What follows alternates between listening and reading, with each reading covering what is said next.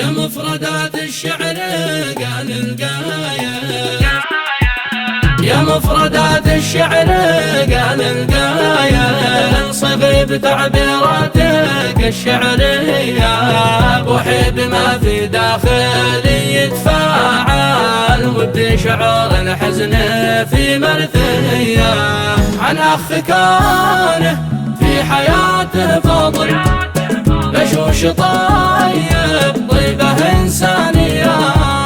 وسجل عيشه بالمراجل حافل، إنسان جيد وقدوة أخلاقية، ومؤهلة تذي عليها حاصل قوته ثم الروح الإخلاصية، صدام كان في الحياة مناضل ويظن مناضل عاشق الحرية،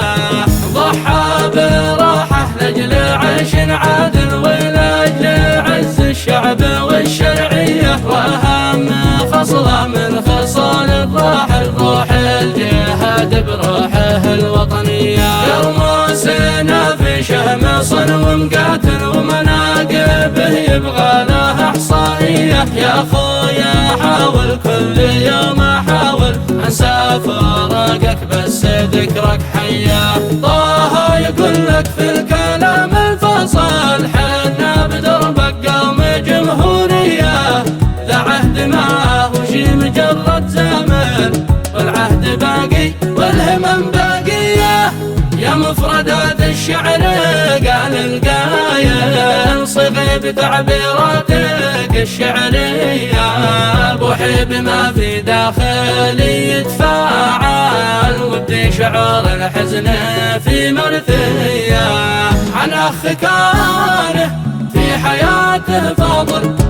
بشوش طيب طيبة إنسانية، وسجل عيشه بالمراجل حافل، إنسان جيد وقدوة أخلاقية، ومؤهلة تذي عليها حاصل قوته ثم الروح الإخلاصية، صدام كان في الحياة مناضل ويظن مناضل عاشق الحرية،